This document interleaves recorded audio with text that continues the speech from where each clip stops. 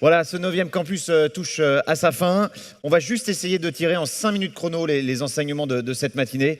On va le faire avec Laurent Bliot, qu'on peut applaudir une dernière fois. Tiens, hop, voilà. Merci Romain. Alors, c'est juste une synthèse un peu rapide de la matinée parce qu'effectivement, on a vu beaucoup de choses et on est dans une période de transition, mais on est en plein dans le changement là, mais l'horizon est proche, on va dire. Donc, et demain, qu'est-ce qui va se passer? Déjà, la data, ça se remet en perspective toujours des objectifs, puisqu'on se demande l'efficacité de la data, mais selon les objectifs qu'on a, il ne faut pas mesurer les mêmes choses. Ça paraît évident, mais bien souvent, on ne sait pas forcément ce qu'on veut mesurer. Quelle granularité pour quel média aujourd'hui, et surtout, comment on fera demain. Donc vraiment, en quelques minutes, je vous invite à effectivement partager ça avec nous. Donc, il faut s'en souvenir quand même. C'est vrai que la data, c'est formidable pour améliorer le ciblage et donc le retour sur investissement des campagnes, mais quand même, on a deux piliers majeurs dans l'efficacité de la publicité, la data, le ciblage, et bien sûr, quand même, la brand equity, construire la préférence de marque. Et d'ailleurs, tout au long de la matinée, vous aurez remarqué que certains se référaient beaucoup à l'efficacité qui pouvait être générée par les contenus, et finalement, on peut se dire que peut-être que le Graal ultime, c'est la bonne publicité à la bonne personne dans le bon contexte d'insertion. Parce qu'alors là, on sait qu'on a des leviers avec la data pour le ciblage, donc ça c'est pour la bonne personne.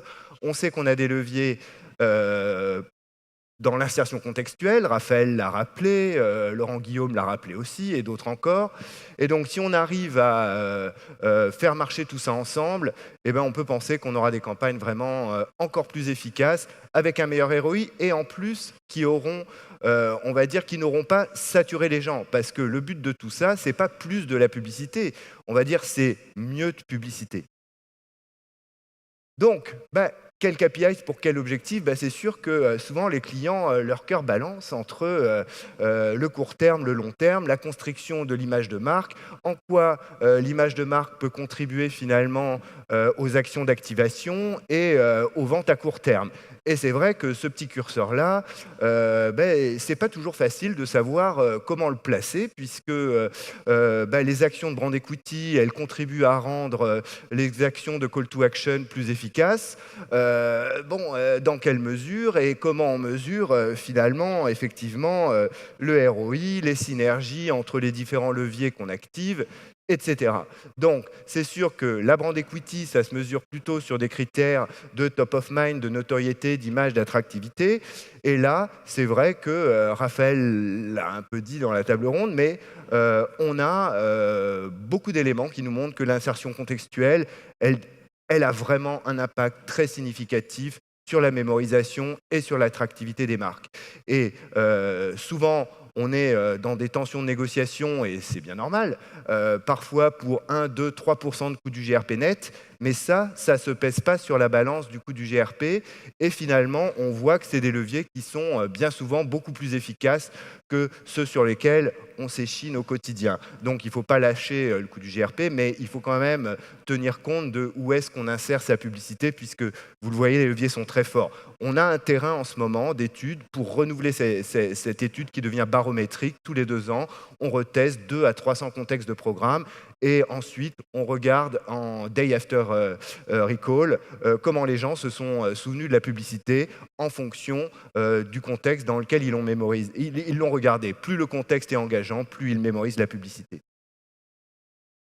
Donc, il y a une dimension aussi qui est compliquée à prendre en compte, c'est la dimension temporelle, puisque c'est vrai que le court terme est parfois induit par des actions qu'on aura faites à long terme. Je vous livre ici une planche qui est extraite d'une étude qu'a menée CSA, donc Institut d'études bien connu, filiale du groupe Havas, où vous voyez effectivement sur des abscisses le retour sur investissement moyen sur cette étude économétrique qui réunissait une quinzaine de clients. Alors, il faut toujours être prudent avec les moyennes, hein, Jean-Luc me le rappelait en introduction, et on est prudent avec les moyennes, mais néanmoins, on peut tirer certains enseignements. Vous voyez, finalement, un tir groupé avec les retours sur investissement, on va dire, divers, mais ça, c'est si on le mesure instantanément. Et parfois, ce qu'on a capitalisé, ça met quelque temps à se réaliser. Si ensuite, on regarde dans le temps comment le retour sur investissement évolue, et dans le temps, ici, le moyen terme était 2 ans, eh ben, on voit effectivement que, à la fois en contribution, ça veut dire quelle est la participation du média à l'incrémental de vente, et ensuite en retour sur investissement, puisque c'est 2 dimensions qui sont importantes. C'est que pèse le média qu'on mesure dans la contribution aux ventes, et combien l'euro investi dans ce média me rapporte. Les 2 dimensions ont de l'importance. Il y a des médias parfois avec un ROI instantané, voire long terme très très élevé, mais qui ont une asymptote très basse, et à un moment, il faut faire autre chose si on veut conquérir des nouveaux clients. Donc ça, la dimension du temps, c'est vraiment quelque chose sur quoi il faut qu'on se penche tous un peu plus, parce que les mécanismes sont compliqués. La deuxième dimension qui nous paraît encore plus importante à investiguer aujourd'hui, compte tenu de la diversité des moyens qui sont mis en place par les clients, c'est les synergies entre les médias. Finalement, quand on joue un média en même temps qu'un autre, les médias se potentialisent. Et ils se potentialisent plus ou moins. Vous comprendrez aisément qu'une campagne de télévision, ça favorise le search. Oui, c'est évident, mais vous comprendrez aisément que l'inverse, non. C'est-à-dire, le search, ça ne trahit pas la brand equity, enfin, généralement pas. Et surtout, quand on fait une campagne de télé, on booste son search. Quand on fait du search, on ne booste pas l'efficacité de ta télé.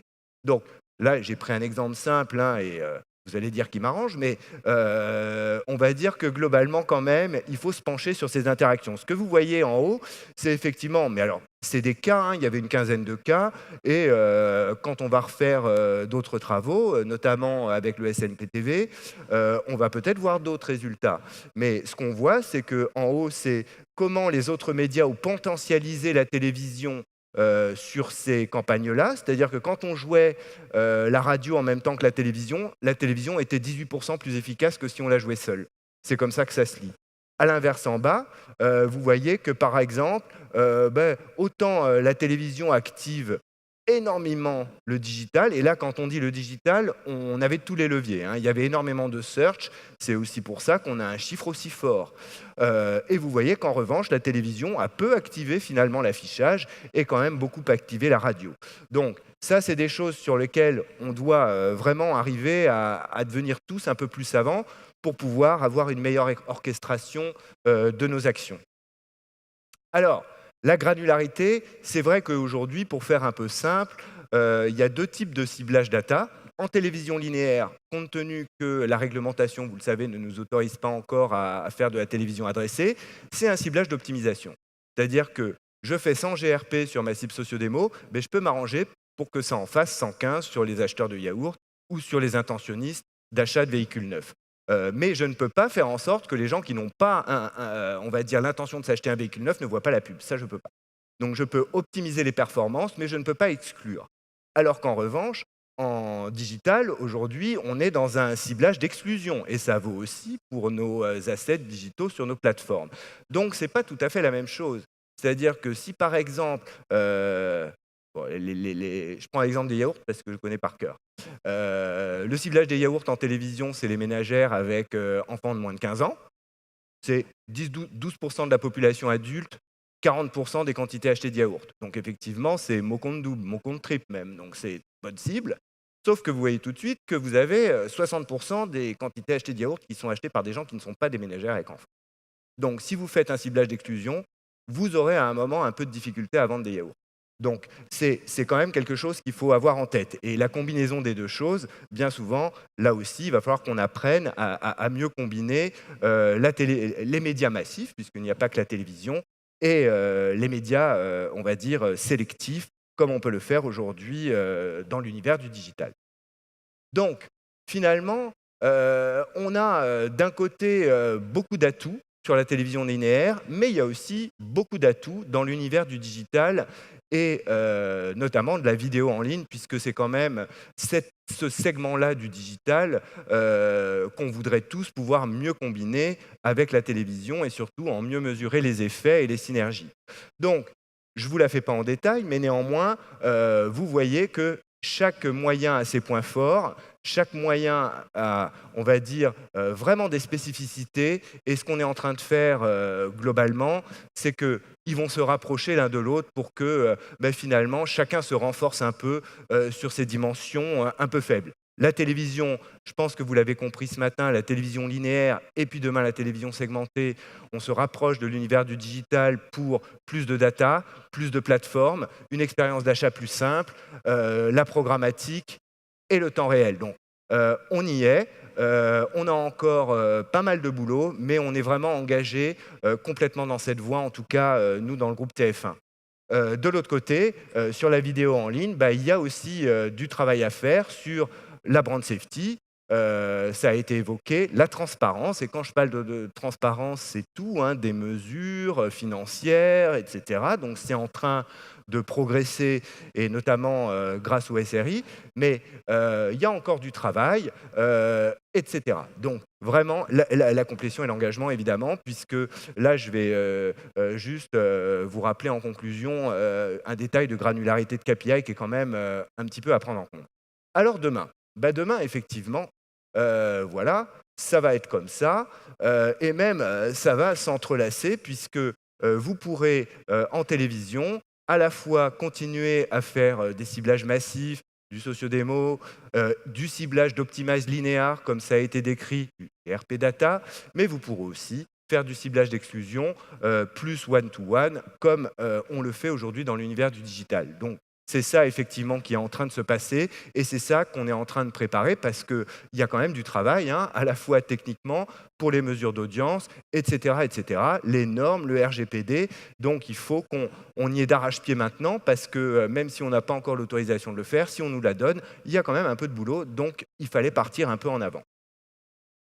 Donc, les conditions pour y arriver, alors il y en a quand même une sur laquelle l'interprofession est en train de travailler en ce moment, fédérée autour d'un groupe de travail que le CESP réunit.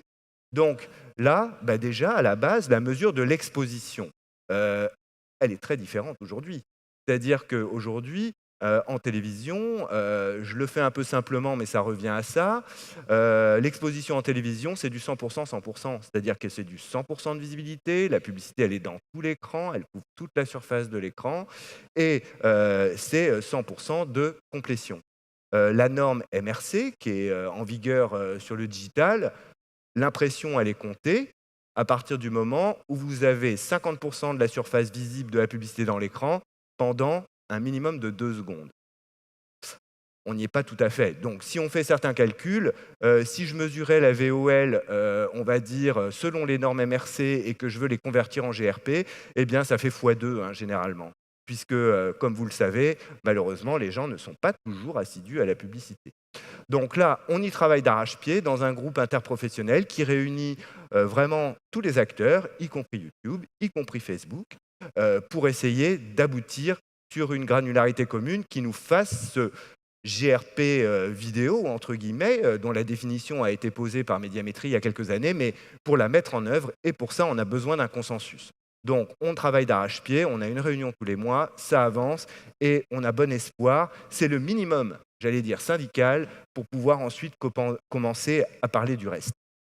Donc, data agrégée sur la télé linéaire, les panels hybrides. Vous avez vu la conversation entre Médiamétrie et Bouygues Télécom. Il y aura certainement des collaborations entre les FAI et Médiamétrie pour augmenter, on va dire, la capacité des panels, parce que les panels, c'est vraiment très bien, parce que c'est représentatif, c'est redressé. Néanmoins, quand on va commencer à faire des ciblages très segmentés, il n'y a plus assez de monde dans le panel. Donc, du coup, c'est là qu'on a besoin effectivement d'accéder à une volumétrie de data qui soit supérieure. Donc ça, effectivement, on est en train tous d'y travailler. La télé segmentée, donc là, effectivement, il y a quand même un petit truc aussi qu'il va falloir qu'on fasse, c'est que les box, elles sont dans un foyer. Donc finalement, qui est en train de regarder la télévision dans ce foyer-là à ce moment-là? Donc, si c'est Grey's Anatomy, il y a une femme dans le foyer, on se dit « Ah ben, il y a une femme. » Oui, mais peut-être qu'en fait, c'est son mari qui regarde Grey's Anatomy. Donc là, il y a aussi un travail pour comment on arrive à individualiser un peu la data, qui finalement est une data foyer, même si ne serait-ce qu'avec les caractéristiques du foyer, la géoloc notamment, il y a un très gros potentiel au niveau du foyer. Il y a beaucoup de caractéristiques de foyer qui sont très intéressantes pour les clients et qu'aujourd'hui on ne sait pas utiliser, on saura le faire demain avec la télé segmentée. Donc, en résumé, voilà le terrain de jeu pour l'avenir, et l'avenir, il est bientôt là. Howard disait qu'on était à 10%, alors 10% en optimize linéaire, mais ça, c'est la vision des agences et des grands networks américains sur ce que pèseront plutôt demain, ces 6 catégories qui constituent ce qu'ils appellent là-bas l'Advanced TV. Donc, vous voyez qu'il y a l'optimage linéaire, c'est notre GRP Data Like, on va dire, la télévision en programmatique, c'est-à-dire de la télévision linéaire mise sur des DSP digitaux comme TubeMogul, par exemple. Donc, on a quelques réflexions. Ce qui peut être fait autour de l'OTT, là, on y est déjà pas mal du tout, ici en France. Les téléconnectés, parce que la norme HbbTV qui est dans les Smart TV, elle permet aussi d'adresser des messages. Les box FAI, c'est très bien, c'est 50 et quelques %, mais finalement, ce sera probablement jamais 100%. Donc, on travaille aussi en réflexion avec les Smart TV pour permettre justement d'avoir un bassin de personnes adressables qui soit le plus large possible. Et bien sûr, il y a tout ce qui relève du second écran. Et le point d'orgue, ce sera effectivement la télévision adressée où vous en avez compris déjà toutes les potentialités. Donc, je pense qu'on a quand même un défi collectif dans ce moment qui est vraiment une période de transition où on est déjà un peu demain, mais on est quand même déjà encore un peu hier, puisque les changements, et puis ensuite, il faut qu'ils soient adoptés. Ça met toujours un peu, il y a toujours un peu d'inertie, mais là, la dynamique est en œuvre. Mais on a un gros défi, c'est comment effectivement on arrive à mieux piloter tout ça, c'est-à-dire à piloter les interactions entre la brand equity et le call to action, comment on arrive à avoir les bons KPIs d'exposition et ensuite les bons KPIs d'efficacité, puisque ce sont deux choses différentes, comment on maîtrise les synergies, comment on maîtrise la dimension temporelle. Donc on a une feuille de route qui est chargée, mais honnêtement, c'est passionnant, puisque vraiment là, on est en train de passer en ce moment dans une autre époque, et franchement, c'est vraiment enthousiasmant pour nous tous. Et on n'a qu'un mot à dire, c'est ça, parce que grâce à tout ça, je pense qu'on a encore de beaux jours devant nous et que demain nous appartient. Merci à tous.